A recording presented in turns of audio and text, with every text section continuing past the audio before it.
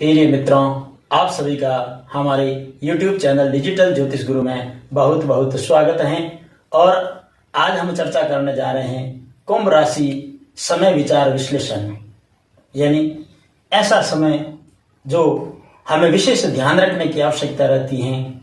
जैसा कि राशिफल में ऐसा नहीं है कि हम केवल सकारात्मक समय या पॉजिटिव जो टाइम है वही देखें। कई बार ऐसा होता है कि अगर हमें नकारात्मक समय या विपरीत स्थिति का समय का पता चल जाए तो शायद हम उसमें से कुछ ऐसा प्रयत्न करें या कुछ ऐसी सूझबूझ से सावधानी बरतें जिससे कि वह समय हमारे लिए सरल स्थिति का बन जाए। तो ऐसा समय प्रत्येक राशि के अंदर, जैसे 12 ही राशि हैं, 12 ही राशि के अंदर प्रति माह 7.5 दिन इस प्रकार हैं जो प्रत्येक राशि के अंदर आते हैं। जैसे अगर प्रति माह लगभग 7.5 दिन का अगर एवरेज माने तो साल में ये लगभग 90 दिन का समय होता है। 365 दिन में ये 90 दिन का लगभग समय हर व्यक्ति के जीवन में विपरीत स्थिति पैदा करता है। किंतु ये हमारे लिए ये ज्योतिष शास्त्र एक ऐसी देन है और हमें उनका धन्यवाद करना चाहिए, कोटि कोटि साधुवाद करना चाहिए जो ऋषि महात्मा और ज्योतिष मर्मज्ञ हुए हैं, जिनके द्वारा आज हम कम से कम ऐसा अनुमान लगा सकते हैं या उसके बारे में खोज कर सकते हैं, जान सकते हैं कि ऐसा समय कौन सा है हमारे जीवन में जिसे में हमें सावधान रह करके चलने की आवश्यकता है या कुछ विशेष बातों का ध्यान रखने की आवश्यकता है जिससे कि वही समय हमारे लिए पॉजिटिव स्थिति का बन जाए। तो आज कुल मिलाकर के कहने का तात्पर्य यह है कि आज हम कुछ इस विषय में बात करेंगे कि ऐसा क्या किया जाए कि जिससे परेशानी पैदा ही ना हो जीवन में। तो उसी को ध्यान में रखते हुए आज इस वीडियो में हम बात करेंगे कुंभ राशि के ऊपर कि कुंभ राशि में ये समय किस प्रकार आता है और अगस्त माह में ये किस किस समय रहेगा, ये हम वीडियो के अंत में आपको बताएंगे। तो बने रहे वीडियो के साथ में। और अगर आप इसको सही तरीके से इस्तेमाल करना जान गए समय को, तो फिर आपके जीवन में परेशानी कोसों दूर रहेगी, आ ही नहीं सकती है। क्योंकि अगर परेशानी को ही मिटा दिया जाए या परेशानी उत्पन्न होने वाली स्थिति को ही मिटा दिया जाए तो परेशानी कहां से होगी, उसी को ध्यान में रखते हुए जिसमें अगर थोड़ी सूझबूझ और सावधानी बरती जाए तो इन दिनों में होने वाली परेशानी से बचा जा सकता है। और वीडियो को हमने अपने विशेष भाव एवं विचारधारा के आधार पर बनाया है और वह है सर्वे भवन्तु सुखिन सर्वे सन्तु निरामया। यानी हमारा ऐसा भाव है कि हम कुछ ऐसे जानकारी आपको दें कि जिससे जीवन के अंदर कष्ट या पीड़ा आए नहीं, उससे हम बच सके या उसके लिए हम ऐसा कुछ व्यवस्थित तरीके से जीवन को अपनाएं कि ताकि वो परेशानी हमें अनुभवी ना हो। वैसे जो सर्वे सुखिन भवन्तु सर्वे निरामया का जो भाव हम बता रहे हैं, और ये वीडियो बनाने में सबसे पहले हमारा भाव ही यही रहा है, क्योंकि सबसे पहले इस चैनल पे जब वीडियो शुरू किए थे तो ज्योतिष सिखाने के बाबत में शुरू किए गए हैं, यानी 30 दिन का पाठ्यक्रम के अनुसार में हमारा ये भाव था कि जो हम शास्त्र ज्ञान रखते हैं या जिसकी हमने जानकारी ली है तो उस जानकारी को हम आगे पहुंचाएं और आने वाली भावी पीढ़ी में ये जानकारी बढ़े।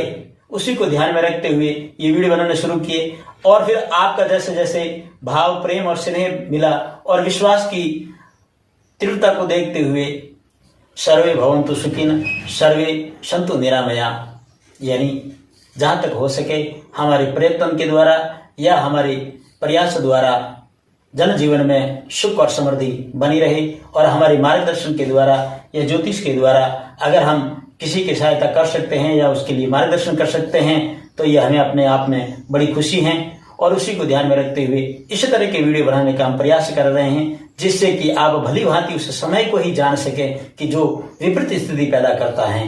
और उसी को ध्यान में रखते हुए एक प्रयास है, मानते हैं सबको सुखी करना या सबको एक भाव में लाना एक व्यक्ति के वश में नहीं है, किंतु कई बार एक छोटा सा प्रयास भी बहुत रंग लाता है।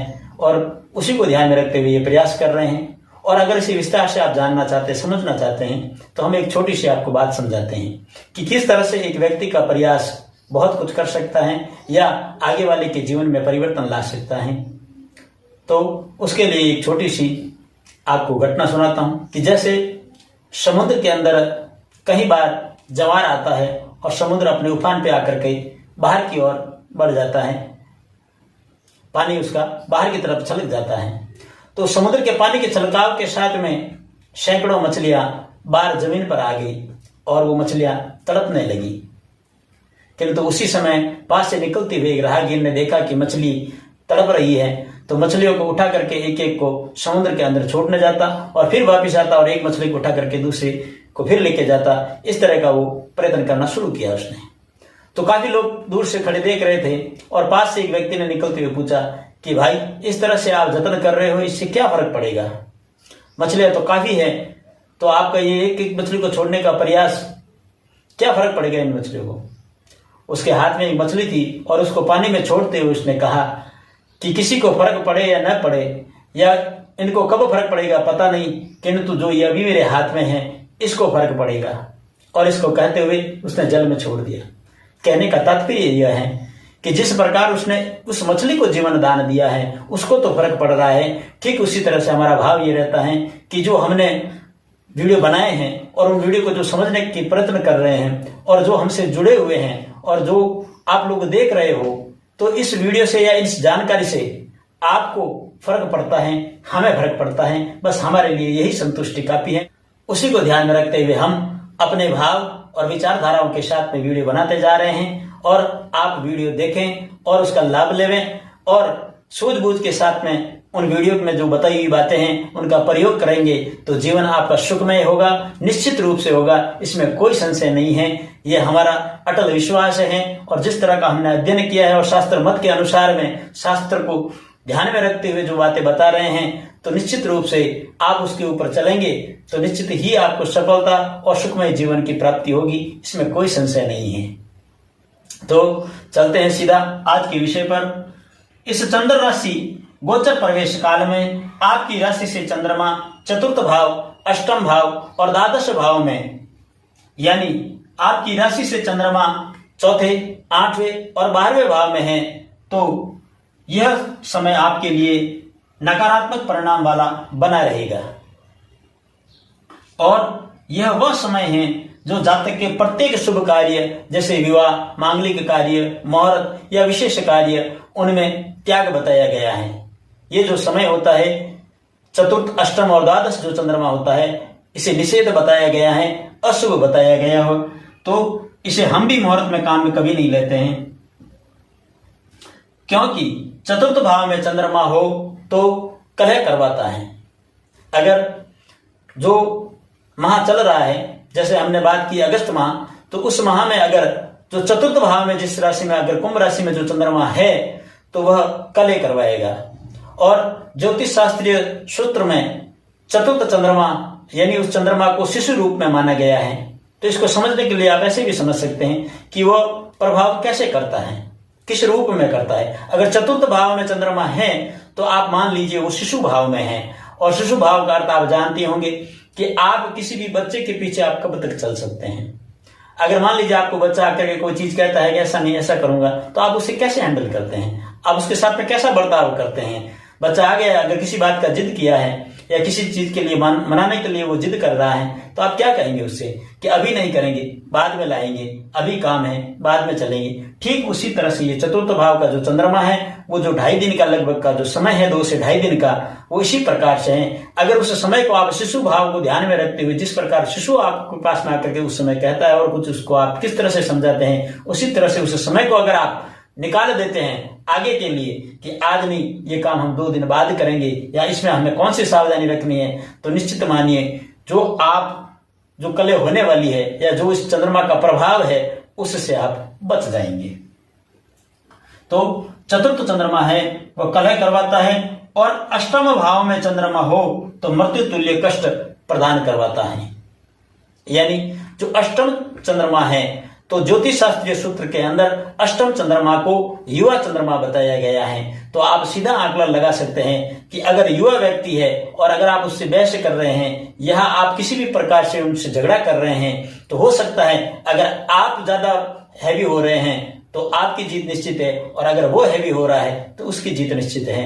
तो यानी युवा अपना पराक्रम पूरे बल के साथ में बताएगा। तो ठीक उसी भाव को ध्यान में रखते हुए अष्टम चंद्रमा है तो मृत्यु तुल्य कष्ट पहुंचाता है, यानी आपको कष्ट प्रदान करता है, किसी भी रूप में करे किंतु कष्ट प्रदान करवाता है। तो इसके लिए किन बातों का ध्यान रखना है वो आगे वीडियो में हम बता रहे हैं। एवं 12वें भाव में हो तो हानि पहुंचाता है। और 12वें भाव को चंद्रमा को समझने के लिए आप समझ सकते हैं कि ज्योतिष शास्त्रीय सूत्र में जो 12वां चंद्रमा है उसे वरद बताया गया है, यानी बूढ़ा बताया गया है। तो उसी के अनुरूप में आप इसके भाव को और फल को समझ सकते हैं कि अगर बूढ़ा व्यक्ति है तो आप उनसे उम्मीद कर सकते हैं कि वो आपके लिए कमा करके ला करके देवे।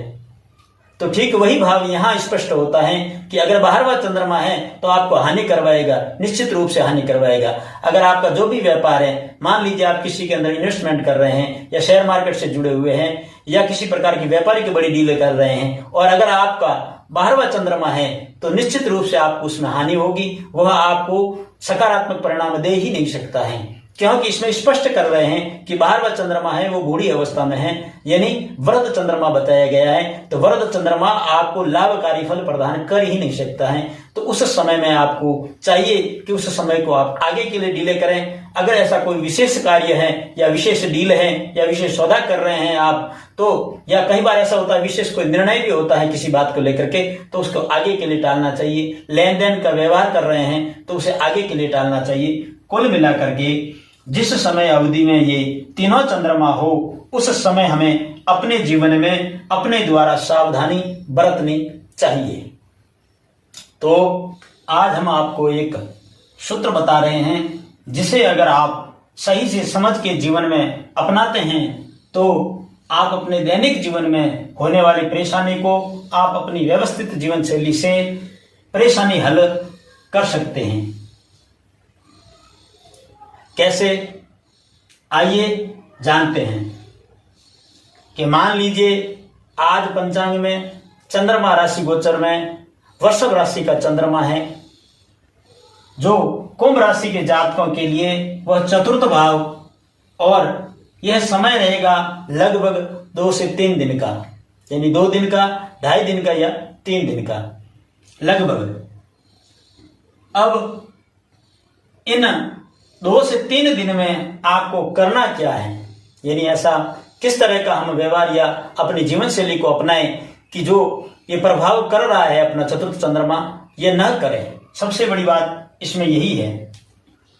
अब इन 2 से 3 दिन में आपको करना क्या है। आप जिस भी कार्य क्षेत्र में हैं, आप व्यापार, व्यवसाय, नौकरी, जिस जगह भी हैं, आप अपने कार्य क्षेत्र में सकारात्मकता को बनाए रखें। बस आपको इन 2 से 3 दिनों में हमेशा ये ध्यान रखना है कि आपको अपने आप को इस तरह से डालना है या अनुरूप में बनाना है कि उस समय किसी भी प्रकार का कोई विवाद की स्थिति न बने। बस आपको यही करना है। अगर आपके दिमाग में ये इंस्ट्रक्शन ध्यान में रहेगा तो आप जगह जगह पर आप सावधानी बरत सकेंगे। तो इसलिए इस समय का आपके लिए ध्यान में रहना अति आवश्यक है। अब इस समय अंतराल में जब आप अपने कार्य क्षेत्र से वापस घर आते हैं और मान लीजिए उस दिन आपके पसंद का भोजन नहीं बना है, और अगर उस समय आप किसी भी प्रकार की टिक्का टिप्पणी करते हैं भोजन को लेकर, तो फिर स्वतः ही कलह शुरू हो जाएगी। क्योंकि उस समय चतुर्थ चंद्रमा है, आपके लिए जो कलह करवाएगा, तो उस दिन आप उसे खुशी खुशी एडजस्ट करें। घर में कभी कलह नहीं होगी, क्योंकि आपने कलह होने की जो वजह और गुंजाइश है उसी को आपने रोक दिया है। ये सबसे बड़ा पॉइंट है, क्योंकि उस समय का आपको पता है। अगर आप ऐसे किसी भी दिन अगर आप टिक्का टिप्पणी करते हैं तो कलह या बहस नहीं होती है, मगर जिस दिन अगर चतुर्थ चंद्रमा है और अगर आपने अपना वही स्वभाव रखा टिक्का टिप्पणी का, तो उस दिन वो स्वभाववश में या किसी भी कारणवश में आपकी कलह अवश्य होगी, इसमें कोई संशय नहीं है। तो जहां तक हो सकता है आप उस तरह की टिक्की टिप्पणी न करें या अपने आप का व्यवहार इस तरह से बनाएं कि आप उस समय को अच्छी तरह से व्यतीत कर सकें। यह तो एक उदाहरण रूप में समझाने के लिए, आपको आसानी से समझ में आ सके उसके लिए कहा है। और यह सूत्र किसी के लिए भी यही है, चाहे वह कोई भी है, पिता पुत्र है, सास बहू है, पति पत्नी है, मालिक नौकर है या मित्र पड़ोसी है, कोई भी है। उनके साथ में व्यवहार एक दूसरे के प्रति, जिसका भी ये चंद्रमा चतुर्थ भाव में है, उसको व्यवहार हमेशा इस तरह का होना चाहिए कि किसी भी प्रकार की विवादित स्थिति न बने। तो स्वतः ही किसी की भी प्रकार का विवाद नहीं होगा और कलह हो ही नहीं सकती है। इस समय अवधि में नकारात्मक हैं, इसे जान करके उसके अनुरूप में अगर आप समय व्यतीत करते हैं तो आपके जीवन में कभी भी भटकाव या मानसिक तनाव की स्थिति आएगी भी नहीं, क्योंकि मानसिक तनाव उसी समय होता है जिस समय किसी भी प्रकार के क्लेश होता है या मन के मुताबिक विचारधाराएं नहीं मिलती हैं, तो मानसिक तनाव बढ़ता है। और चतुर्थ भाव को, चंद्रमा को ध्यान में रखते हुए 2 से ये 3 दिन जो प्रति व्यक्ति के प्रत्येक माह में ये समय आता ही आता है, किसी के कम प्रभाव करता है, किसी के ज्यादा करता है, किंतु उसके अनुरूप में वो प्रभाव अवश्य करता है, इसमें कोई संशय नहीं है। इसके लिए ज्योतिष शास्त्र सम्मत है, इसमें कोई दो राय नहीं है। ये बात हुई कुंभ राशि के जातकों के लिए चतुर्थ भाव चंद्रमा की, जो शिशु रूप भाव में फल प्रदान करता है। जिस प्रकार एक बच्चे का स्वभाव होता है और उस बच्चे के स्वभाव के अनुरूप में हम कितने समय तक उसके पीछे चल सकते हैं, आखिर हमें उन्हें मना करना पड़ता है, उसी प्रकार से अगर आप इस चंद्रमा के अनुरूप में न चले और उसके विपरीत आप अपने आप को स्थिति में ढाल लें, तो वह कलह किसी भी रूप में नहीं हो सकती है। इसका सार यही है। इसी प्रकार मान लीजिए आज से 10 दिन बाद चंद्रमा कन्या राशि में है, तो वह चंद्रमा कुंभ राशि के जातकों के लिए अष्टम भाव में चंद्रमा होगा। यानी आपकी राशि से अष्टम भाव में चंद्रमा होगा जब कन्या राशि में चंद्रमा होगा। उस समय भी आप अगर सावधानी बरतते हैं तो आप इन दिनों में कष्ट से बच सकते हैं। जैसे उस समय अंतराल में अगर आप अस्वस्थ हैं तो अपने सेहत के प्रति लापरवाही न बरतें, या परिवार में किसी के भी अगर अस्वस्थ होने की स्थिति है तो उसका भी आप ध्यान रखें, यानी परिवार के प्रति सजग रहें। सेहत को लेकर के वाहन चलाते समय धैर्य रखें, जल्दबाजी ना करें एवं परिवार के प्रति सजग सदैव रहें। उस समय अंतराल में आपके द्वारा किसी भी प्रकार की लापरवाही की स्थिति न बननी चाहिए। ये विशेष कर करके अष्टम चंद्रमा में आपको ध्यान रखने की आवश्यकता है। यह बात हुई अष्टम चंद्रमा की, जो युवा रूप में माना जाता है और उसी के अनुरूप में फल प्रदान करता है। इसी प्रकार मान लीजिए आज से 25 दिन बाद में मकर राशि का चंद्रमा है, तो वह कुंभ राशि के जातकों के लिए 12वें भाव का चंद्रमा हुआ। उस समय भी आप अगर सावधानी बरतते हैं तो आप नुकसान एवं किसी भी प्रकार की हानि से बच सकते हैं। जैसे आप उस समय अंतराल में लेन देन के व्यवहार में सावधानी बरतें, सतर्कता बरतें। किसी भी विशेष निर्णय लेने एवं बड़े कार्य को करने के लिए आप अपने आप को 2 से 3 दिन रोकें, यानी जो वो समय अवधि चल रही है जिसमें आपका 12वां चंद्रमा है, उस समय अवधि में आपको किसी भी प्रकार की बड़ी डील या किसी भी प्रकार का, अगर आप व्यापार व्यवसाय बड़ा लेवल पे कर रहे हैं या कहीं आपको रिस्क लेने की आवश्यकता है, तो उसको रिस्क को लेने से आपको बचना चाहिए। और अगर वही आप 2 से 3 दिन का समय निकाल करके अगर आप रिस्क ले भी लेते हैं तो अगला जो चंद्रमा है उसी के अनुरूप में फल मिलता है, किंतु उस दिन जो चंद्रमा 12वां है उसमें तो आपको हानि निश्चित रूप से है। ये इस ज्योतिष शास्त्रीय गणित के अनुसार ये चतुर्थ, अष्टम और द्वादश ये चंद्रमा हमेशा ही मतलब विपरीत स्थिति में रहते हैं। यह बात हुई कुंभ राशि के 12वें चंद्रमा की, जो वरद रूप में माना जाता है और उसी अवस्था के अनुरूप में फल प्रदान करता है।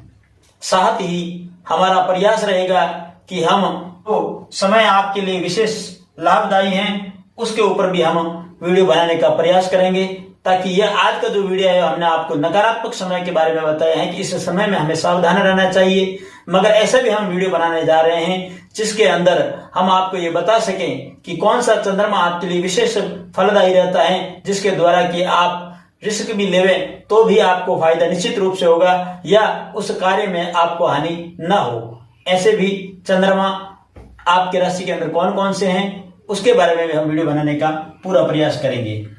तो अब बात करते हैं कुंभ राशि के लिए अगस्त माह में इस तरह का समय कब रहने वाला है जिसमें आपको सावधानी बरतनी है। यानी आज जिस विषय पर हमने वीडियो में बात की है, इस तरह का समय काल, यानी ये जो 7 से 8 दिन का जो टाइम है, समय है, ये समय कौन कौन से तारीख को पड़ने वाला है, यानी कौन कौन से दिनांक में आने वाला है अगस्त माह में, उसके ऊपर भी हम आपको जानकारी दे रहे हैं। तो कुंभ राशि के लिए अगस्त माह में 12वां चंद्रमा कब है? 10 अगस्त 2022 को रात्रि 12:57 से 12 अगस्त 2022 दिन में 2:48 तक मकर राशि में चंद्रमा रहेगा। यानी यह कुंभ राशि के जातकों के लिए 12वां चंद्रमा रहेगा। वहीं 19 अगस्त 2022 को सुबह 6:05 से 21 अगस्त 2022 साय 6:08 तक वृषभ राशि में चंद्रमा रहेगा। यानी कुंभ राशि के लिए यह चतुर्थ भाव का चंद्रमा रहेगा। और आपकी राशि से अगस्त 2022 माह में अष्टम चंद्रमा कब रहेगा? 29 अगस्त 2022 को सुबह 4:14 से 31 अगस्त 2022 को दोपहर 12:03 तक कन्या राशि का चंद्रमा रहेगा। यानी इस तरह की आपकी राशि में चंद्रमा की स्थिति बनी रहेगी। इस समय अवधि में अगर आप अपना समय सोच विचार और धैर्य के साथ में समय व्यतीत करते हैं तो आपका ये समय स्थिति सरल बनी रहेगी। यानी इस समय का उपयोग आपको सूझबूझ और धैर्य के साथ में उपयोग करना है। आशा करते हैं कि कुंभ राशि के जातकों को ये जानकारी अच्छी लगी, एवं अगर वीडियो अच्छा लगा हो तो लाइक और शेयर करें।